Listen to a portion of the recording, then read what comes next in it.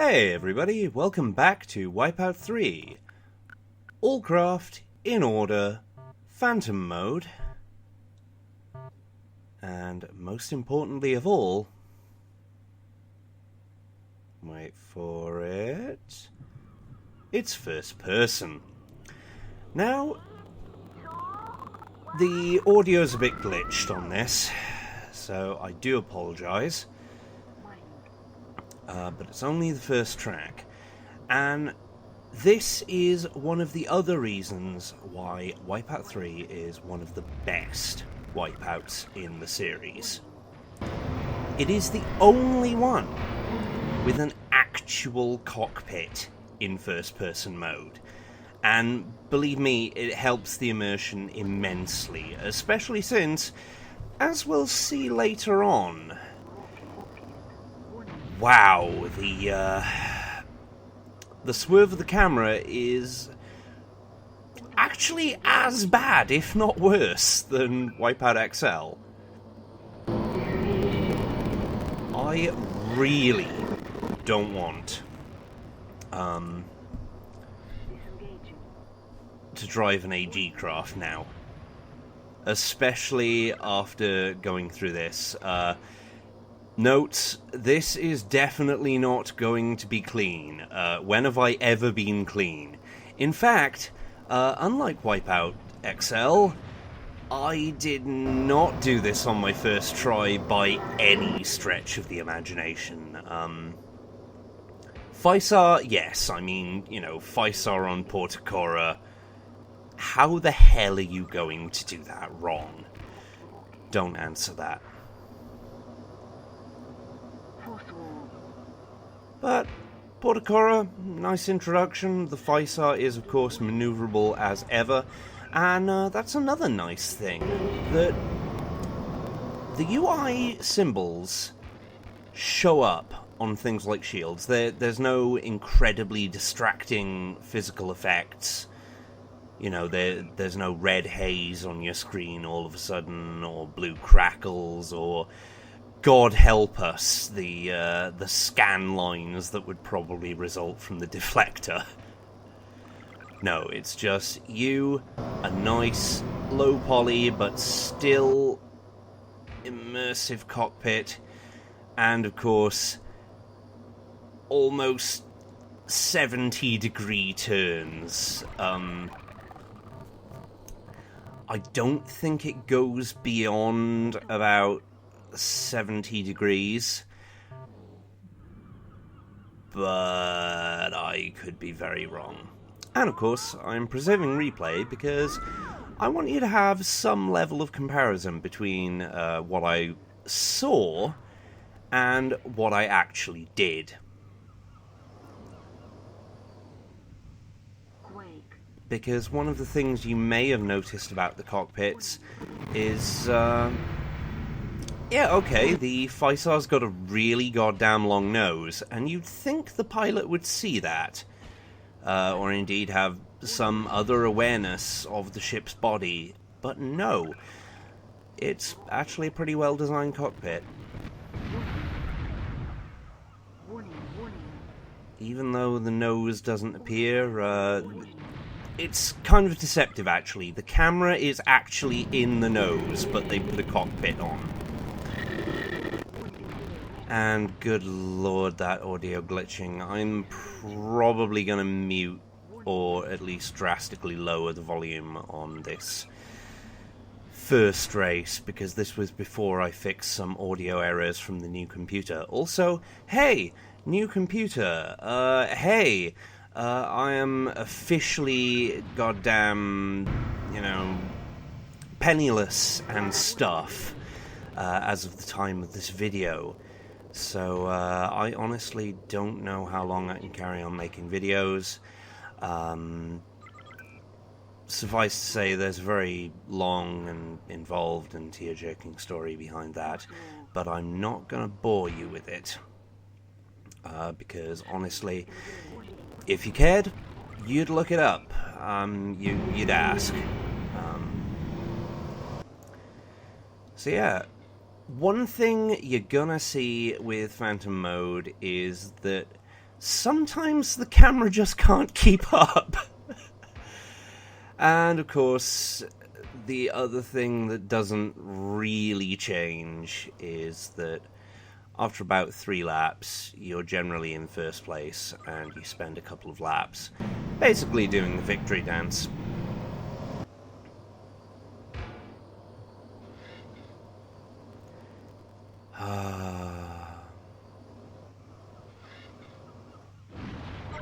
There we go. So we move on now to Mega Mall, and each time, well, every couple of times I'll be actually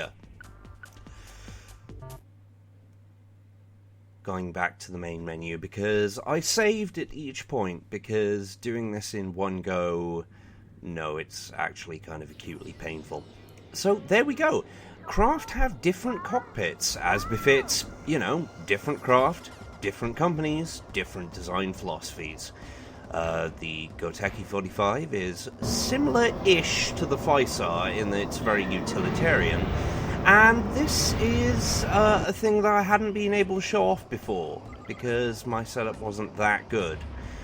That was... the PS1 had a weird sound system, where it would add silly amounts of reverb whenever you hit a tunnel.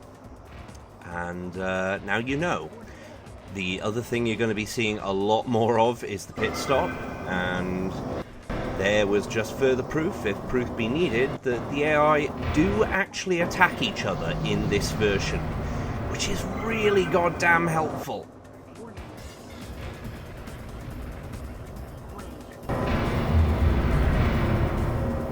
Never be sure in Wipeout 1, you very rarely saw it in Wipeout 2, but yeah, the enemy definitely attack each other. And of course, yes! Amazing 3-point turn there, honest it was. You can actually, if you do things frame perfect, skip most of that corkscrew. I'm not gonna say that landing it is easy, or even getting off the track in just the right way, but it is doable. And of course, you'll notice, as I mentioned, it's a little deceptive. The bottom of the cockpit is actually the tip of the nose, and doing my best to take advantage of autopilot here. Because, of course, the wonderful thing about autopilot in Wipeout 3 is it doesn't actually stop until you've gotten into a straight. Unfortunately, what it considers a straight can sometimes be very nasty. For example, every now and again it will consider the end of that corner a straight. And that's no good.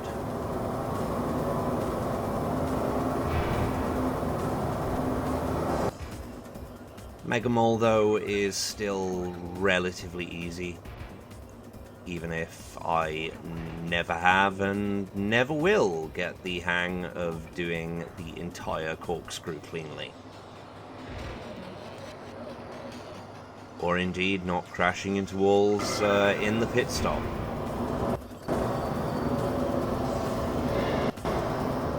So once again, we're into the victory laps. And it's kind of interesting to see, you know, what the textures are on these cockpits. It's a little hard to see at times, but the G45, all of them, well, nearly all of them, have their logo somewhere. So here we got the Go 45. A load of buttons for unknown purposes, and actually this would be a good time to mention a little clear up of lore stuff, thanks to YouTube commenters, folks from Wipeout Zone, and other fellow Wipeout fans. So, for example, these are genuinely anti-grav racers. There is no, well, there is thrusters, and there are thrusters involved, but they are for forward motion, not for airlift. The airlift is purely through the negation of gravity, and so, technically, the only thing that's really affecting them is inertia and air drag. Which is kind of scary, actually, and makes me think that Phantom is actually their normal driving speed.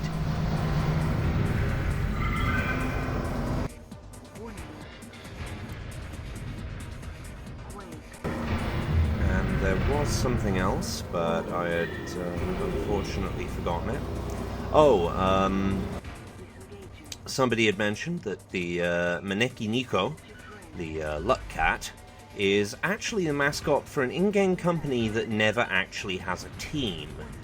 And it's apparently some sort of banking company. There we go, there he is. And funnily enough, it is Maneko Bank or something like that. Basically, a pun on Maneki Nico, or Lucky Cat. I'm not sure how much luck I want in my banking, though, if you know what I mean. I'd rather there was some solid planning.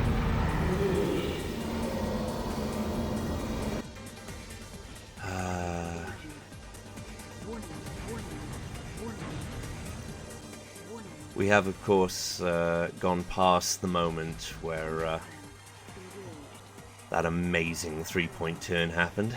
And by three-point turn, I mean it damaged the Duracrete, it damaged the wall, and it damaged the craft. That's the best kind of three-point turn.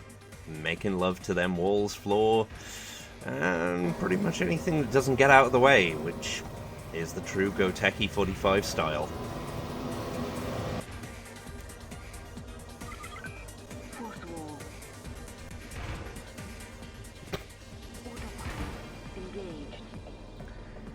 Now, autopilot is incredibly important in Phantom mode, and we're going to be seeing that in, well, by the end of this part, and for the rest of the second part, because I've split these up into 2 parts, 4 tracks each, to give you basically an easier time.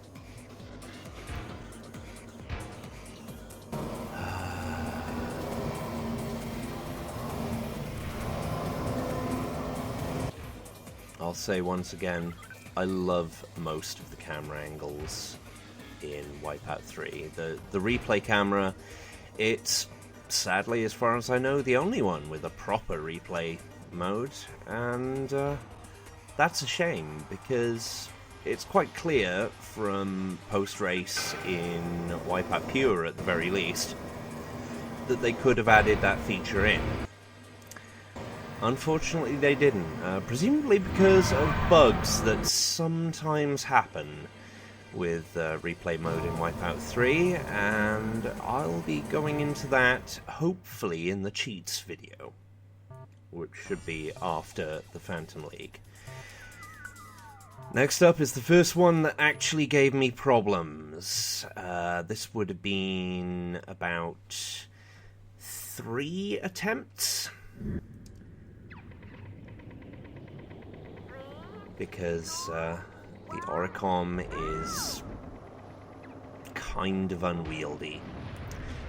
Even as the average craft, average in Phantom mode for handling means, oh god, why?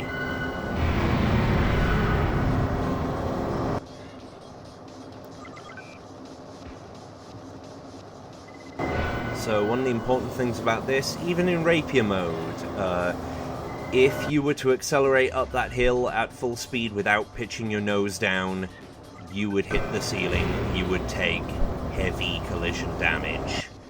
And unfortunately, the risk is even higher in Phantom mode, because of course you're going at a hell of a clip, so you have to pitch your nose up to go up the hill, and then down again so you don't collide with the ceiling. Either that, or actually do some thrust control, which, as you might have noticed, I'm not so good at. Pitch control? Yeah, sure, fine. I'm okay with pitch control. Actually slowing down, oh, that is just painful. Autopiloting into mines. Yeah, thrust control will be seeing one of the few times I suddenly go, oh, wait, I need to slow down now, don't I? I wish I could say it was at sensible points, leading to better times overall, but no. No, I'm afraid it's the entertaining kind of slowing down.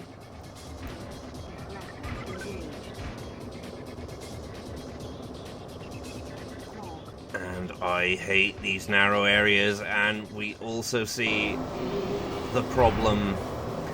By the way, the edges of the wings are actually the edges of the cockpit itself. So if something is basically crossing those sidebars, you know you've gone too far. This is a good general rule of thumb, but as we will be seeing in the second part, I believe, it doesn't always apply, because not all of these cockpits are well designed, and I have no idea why I was going through this twice. I hate that route. I suspect it was the same reason for a lot of my pathing choices in Phantom mode. Saying I suspect when I recorded this earlier tonight. No, I actually know perfectly well that it was due to me going, oh my god, I missed the turn, fuck! And, this is also a race where I make a boo-boo. I do not, in fact, make first. You do actually have to get first in all 4 tracks. You do have to get gold in all 4 tracks to unlock the next one, and then gold for the next one, so on and so forth. But for the purposes of demonstrating the track, this was good enough. And as much as I love Wipeout XL Space Chevy, the Oricon design in this game has kind of grown on me. I'm not gonna say it's the best Oricon design in the series. No, that would be a filthy lie. But, you know, there is no bad Oricon craft design, to my mind. Whereas other ships, they don't come out of it nearly so good.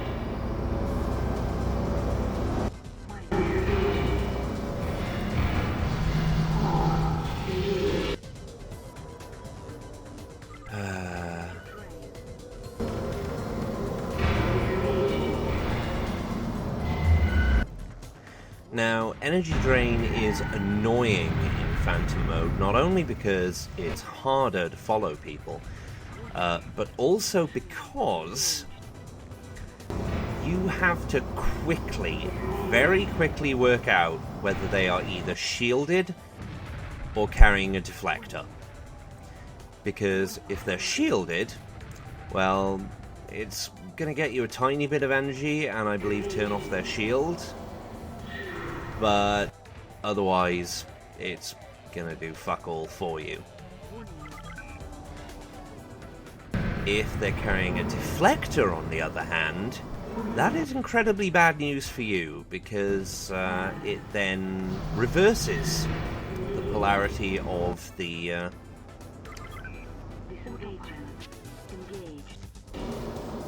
the energy drain and takes a chunk of shield off you. Of course, I could be misremembering that for pure onwards.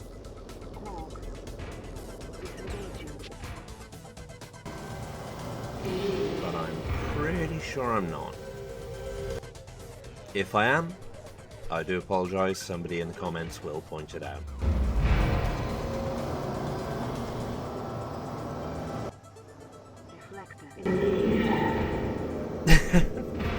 And yeah, I said I'm good at pitch control, and yet you will see me bouncing a lot. Partly because I enjoy it, but mostly because I'm more concentrating on trying not to explode.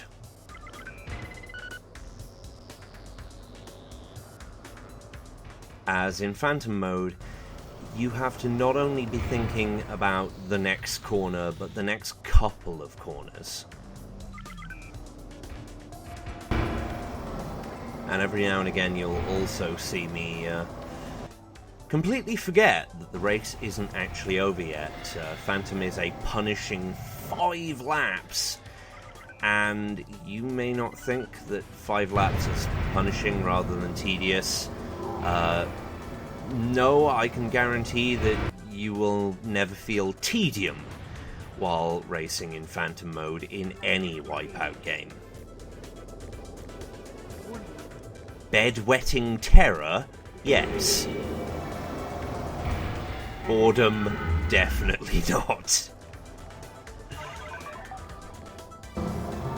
But yeah, 3rd place, not my best. I did get first with the Oricon in not first-person mode afterwards. And then we get back, and we go to Stanza Inter with the Piranha. The Drunken Canary. 9 attempts. And as you can see, it has a top bar as well. In fact, it has a top part of the cockpit, which is very nice. Very slim, so actually the whole edge of the... this is one of the first ones where edge of the bars rule doesn't really help. It's actually edge of the lower part of the cockpit. But, you know, I still like the Piranha's cockpit. It's nice and simple for a nice, simple craft. And, yeah, I want you to keep in mind, from pretty much this point on, that these are the successful runs. The majority of the much later ones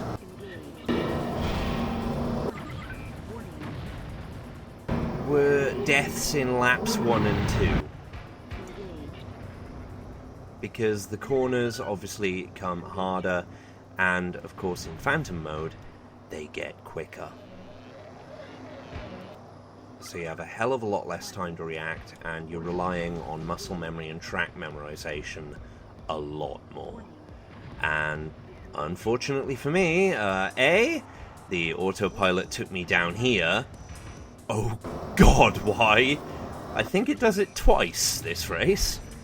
And my usual brand of making damn sure I can plasma shot someone.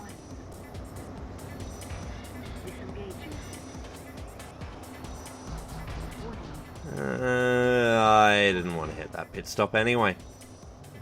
Stupid pit stop.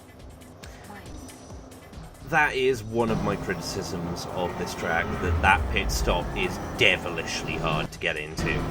I believe I've mentioned it already.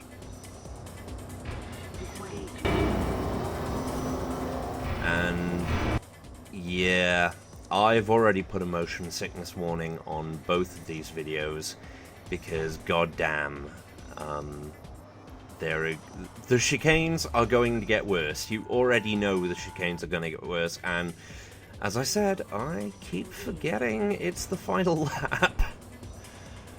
And completely waste a shield. With 11.5 shields, I realise, hey, thanks to the Piranha speed, I'm a hell of a long way ahead of everyone. Maybe I should, you know, take it easy so I can actually finish the race and not explode in the 4th lap like the last 3 times.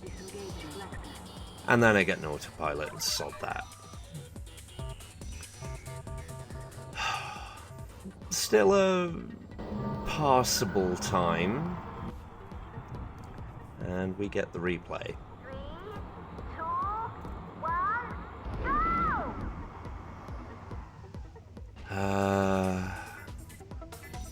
The canary with a wine problem. Stumbling its way through the track because of the pilot with a coffee problem. Hi. And of course, more wonderful collision bugs. These, by the way, were bugs that were still in the original Wipeout 3 SE. It's kind of unfortunate, but on the other hand, it's also eminently abusable. And yeah, that's a really good example of a very sudden cut.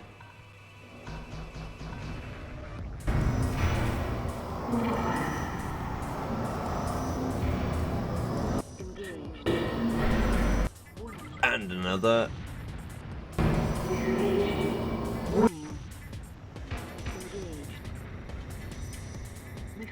Yeah, it's about this point that the camera has trouble keeping up, which is one of the few flaws. So of course now, where do we go from here, now that Phantom Mode is done, or will be done, after you've watched the next video? And oh god, that alleyway! Oh, that back road! Obviously, we're going to be dealing with cheats next, then the prototype tracks, and then we're going to be moving on to Fusion. Or at least we will be if I can somehow find some source of income between now and the 2 or so weeks it's going to take to get through the prototype tracks. We'll see how that goes.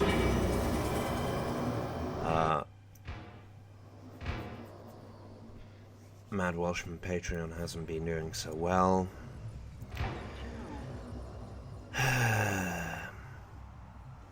But one more lap and one more physics collision glitch there, and I shall leave you to enjoy the final lap. I'll see you for the next 4 races, and this has been Jamie the D. See you around.